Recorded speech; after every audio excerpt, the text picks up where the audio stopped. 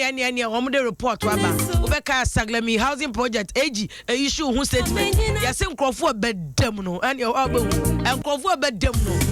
enye easy 18 nyina is the independent special prosecutor on court corruption watch abere may be related to that issue again unim say etuo no ananu ye koyi water port no a NDC for kotro hombro for kase ne ade nyina issues aba entini nyina ebeka wan say yesi say etuo no say honorable James Agaga on e kosan ye 2 days NDC be free akonya so kosan mu import mra one single company the etuo opepepepe Lord have mercy na de Ghana ya Sudan and ya Somalia. Wani mane ebeka cocoa asem. One of the things that I don't understand, Ghana ya cocoa rose, ye ni oil rose, ye ni first say gold rose. But dancing amasi nyina mo tue gold no kwa. Ya nanu ye to ayen kwati and benivose first say Ghana is the biggest producer of gold in Africa. Enti dey. In say hunu sa na mo sori am keka che enti dey. Ye tue ye two gold ni nya ye nya dey. But to the enko cocoa no wasem. Cocoa ndi asum Ghana che papa. Honorable Paul Joseph Boahinedu Paul Nkan Honorable Joseph Boahinedu oni CEO ya oda cocoa board adwuma no ano ene ensem bebre na aba ya cocoa board kra na say cocoa no ehun bo no ehun abeka ebe ya asem o man pani koka say o mo nteso na ndisi bohwe na sika amunya no cocoa mo bi ni but ye ne opani ni nkasa ne ahwe ba bia ensem na kwa akosi opani ya no pay good morning good morning Afia opani na ho ya de nyame adom no ho ya na ho so e nyankopon adaruma ho na ho so e nyame adom me voice mom na say kakrama makasa sa ye call rounds ye ne akuafo hihie enti no ama me voice no emu na ye kakra asopan kakra enti yen share issues ba koko so de onim se Ghana ye cash crop wa koko ho chiri ni se kim Ghana ye wu etete kwashi jabra wan fam re yanka Ghana de nke ni kapre kra ye de be koko ho adwuma se mo kwa proboy what is the issue about cocoa because baby ani edu 1 million tons ase ya twie mu sa free opuni nom enom ne ade free ayi unu abema is because e mo abreso we to be no hobiem nti mo koy no what is on the ground say about cocoa on the ground there ne ehun say cocoa ne bebre afuo na say eye cocoa asambro swelling shoot no western of say elusu wo nyina ma ana western saffron so no ye fam ye hu se won so aka no in the statistics na ewo ho na ye nyina nim say cocoa no nche 17% of cocoa mfuo no asase na ase no ebrosa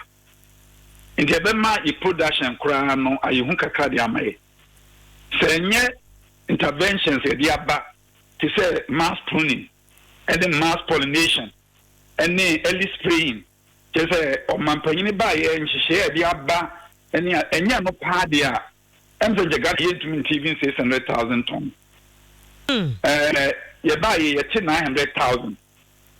the last year western north omote 140,000 before then no omote mfanze be say 5-6 years back any 10 years no omote 330,000 bags tons now 330,000 tons no and no year 1/3 of the whole country production just a Ghana cocoa yetinyina kabomu a western of nkwa no omtimu mumumi enso no omtimu baako 1/3 sisi ano omfiri 330,000 aba 148,000 afia say enyini so mbenya 100,000 because of your rainty I see in the western of air cofomuno at the pressure abeto country no so FIA production targets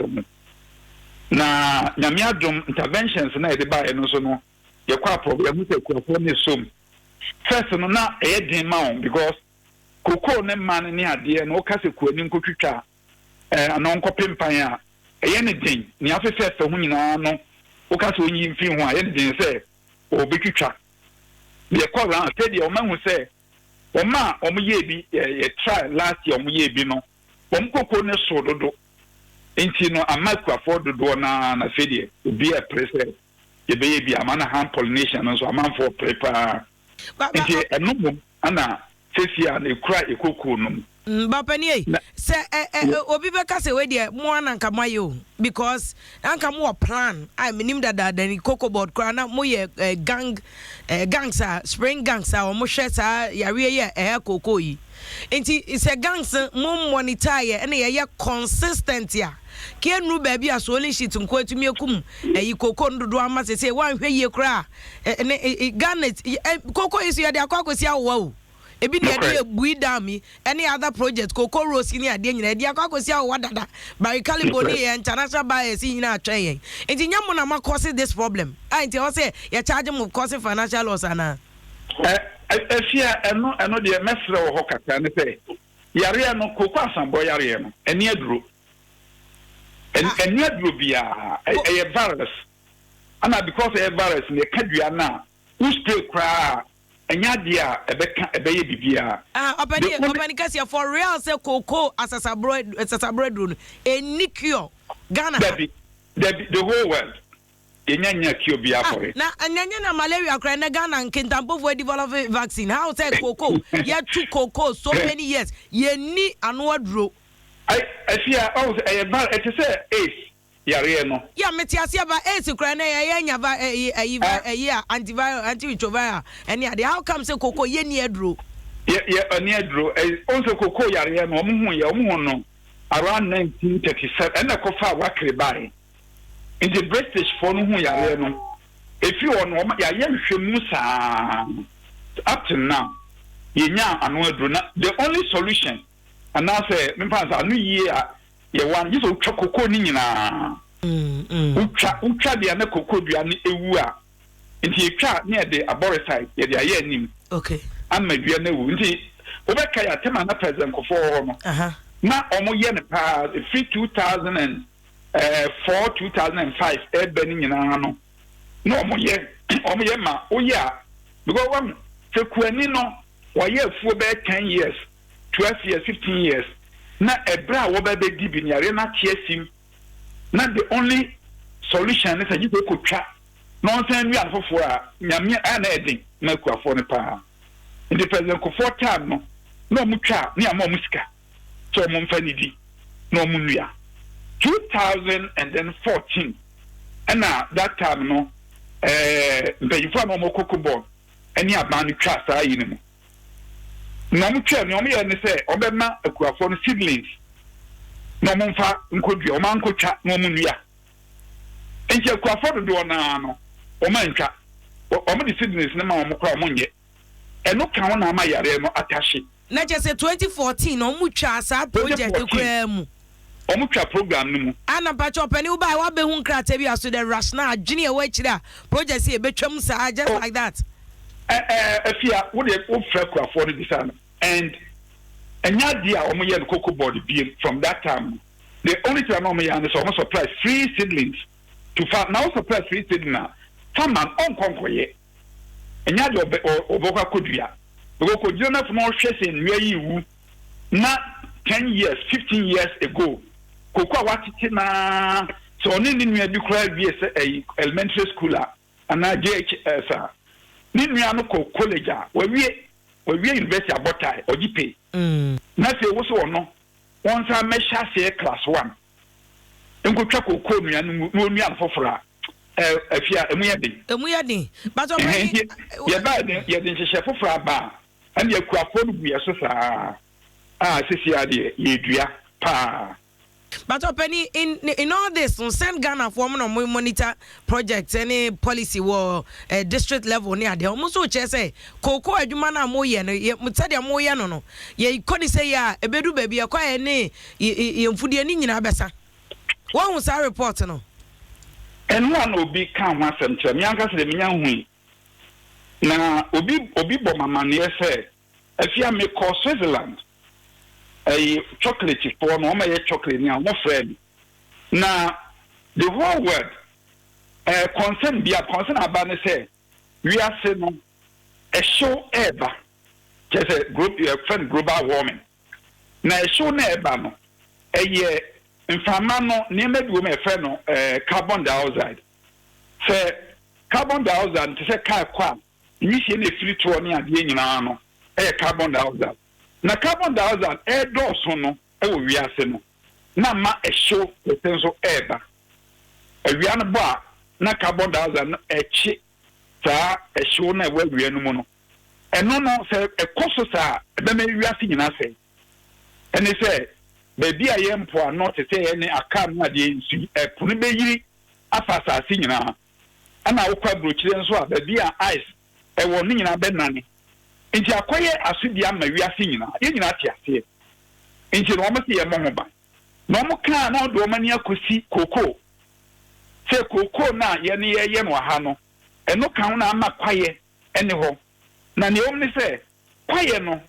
sɛ carbon dioxide ne pia ɛyɛ mframa kwayɛ nnua no dua bi a kwayɛ mbia ne hia saa carbon dioxide no ɔno ɔfa carbon na ɔde ayɛ aduane anaasɛ ɔde ayɛ ɔno na hoɔden ana yɛn ne nimpa nso no yɛhia oxygen nti oxygen no carbon no ɛyɛ nnua no sɔne mframa no so na wɔn yi carbon a ne nnua no nso ahome oxygen nti ɛno na nimpa ne mmoa nso no yɛn yɛhia sɛdeɛ ɛbɛyɛ yɛnwu because carbon no yɛn no sɛ no nkwa na wɔ asase so nti nimpa baako koraa ne asase nti yɛn nyinaa yɛwu kɔ oxygen yɛhia nti ama aborɔfo no bɛyɛ so concerned about global warming and deforestation. Now, a European Union for a issue threat at the ICCO,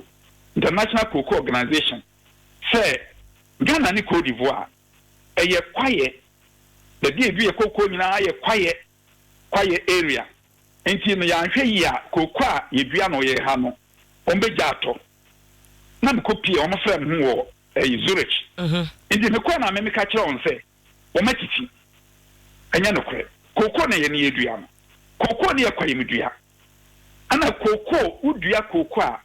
ye ne no adefo kwan so no gisa wodi ayi kwaye menua esisim koko na nkasa na amazing basin na efiri ba ye no wo bekọ no ogina kwaye nua kese na ogina se te bia no pese onya esum kakra ono kura so pe awia na ma pese ogina edua bi ase a obenya enwinu nso kakra enti no ye no yes ya steady enti wo ba Ghana ye kokwa edua no ye dua koko na ne de time kwayemunua enso asisim enti wo wia enua na beba na vegetation na beba no eno nso ye kwaye in itself carbon na ebe wiase nso no carbon yifiri momo ho ewa brochimem China, Europe, America, so we are carbon in our no carbon. Woman can contribute about 97%. IFN greenhouse gases. Woman emit 97%. And 3% na carbon. Africa and then a yeche. And a meanwhile, hana quiet no. And a hansuna cocoa near ye dria, quayemunia cocoa near quayemudia, ye dria in Riasa account. Nti ebe na kyese kokoafo ne ogira ho ma uhu a so won tiple na hu a ese kwaye okay ana sonic carbon no so nti ye ne ha ne de ye bom ne generate more oxygen okay nti ya ha cars ne ha factories ne ha ana mo generate more carbon good nti na just call for global carbon audit say abrofo no entia sika maye because ye ne produce more oxygen and I'm going to produce more carbon. But you're munchia, ma. As I'm going now, how would you do? Radano, cocoa near Wahano. Fairway is I can almost more homa cocoa for. Na more homa cocoa for. Na mo crayons on Moko Cafe, cocoa na, a Quaphonian Hano. Yet they say quiet, you know. Because when you cast an above from a tomutrima, you understand the idea of cocoa, yento. See, now say brofo na so amaka muni case to be mote das ya bra na mu take a decision without even coming to our mind to study the systems, the climate and the peculiarities of or man and I just brofo na so o man chateu ba me dia bani afia nya brofo no eye ne na say he kan Ghana ni na ko issue that statement say ne make no enye no kwe ba they should be able to verify see ani o mu ye kokko adwuma enye ne asem no And about any body, dear, here make us a cocoa and the abroad from Muto, or Manto, Yanny Adia. And no man talk about me, China, Quacoton, because we damn me, somebody go see our China, and they are buyers who goes beyond Europe for any idea, no, my year, Juma Ache. But the more important thing is, a buyer there do 1 million no, Ghana drew one or yen to mean Rubio. Any other and for so free cocoa, no, but say cocoa rose, cocoa clinic, scholarship, no idea. So 1 million tons, more yet than a drew. If you say, I say, Abia, Bibi, for the Ponatia Sani, neighbor. It you know, ye by an answer, dear Natia Sani, Eba Funa, a jay, ye dear Coco Aji. And it you roll it back, and yes, so easy. Sician, you go so ye roll, ye trust be rolling back. Ye intervention be braba, ye coin a mecano. A hamper nation, say no. Even though na idea no the name famma kuafo she say ye ne buy management he buy ameda no ye dia makuafo nyina ye kuani an wote 3 bags afia 3 bags o Ghana kuafo do na 3 bags per acre 3 bags is won't me fan yehwe o ma move ne won take 15 bags and wa ye ko bi afu o se no last year o ye no onya 17 bags. If you have any mammy be a war, say your baby. Ye man no. Offer 3 bags or 36 bags, cocoa. From 3 to 36 bags. Ain't you know, interventions in a day. Then I can't make up for bon me. She said, be a should be an aquaphony, this pepe. And no one be crack cocoa mark or pimtan say. Cocoa na, Yarena canna, wuno, uko, ufri, that dear so. Na wo ko akontomra on sa bonkunu mfen kokko ni nyina ahye aye nua prenkensen ne sisisi ho yes wo ko ya metwa ahye bonsu nkwanta ne ati kokko ni nyina ahye sisi ano wo ba mi amopotem ho ba bi ye fodum pase wo kokko nyina ahye ni nyina akọ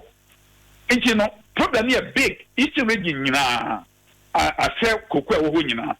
na ye da betwa enti akọ Africa Development Bank Ecojisca, whoebe, Bosmia woman, copem, Junmu,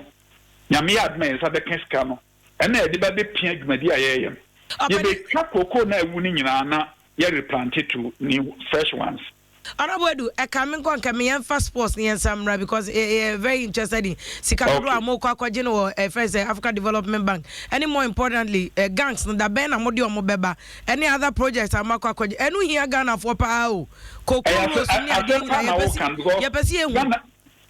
Ghana no without cocoa no. We are not. Minim Kwani Befa so a mano. You bet me to me penny, yen to me baby without cocoti. Young fa agudi won semra ye buy and asaba beto so pe misera. Coco ni here panya de keto akra. Oh, you mess my channel. Ya dasi bebre. Obani chief executive officer Emma Coco Board Honorable Joseph Boahinedu and ne chichen komono sports page part 1 and si keju anakasa ne prof no ankasa mu and wo matrase ne prof obi ehuni tiri da de bi o hyeche entu hu no ampacho ye tuni chero na ne encover na ehu ade kro tue mu se drone wakogye o se naija no wako chese ye dwene wan ye ntiase keju akra ntumi ntu chanity sports page 1 and ye va ne twa homra keju anana hu mbese obe monitor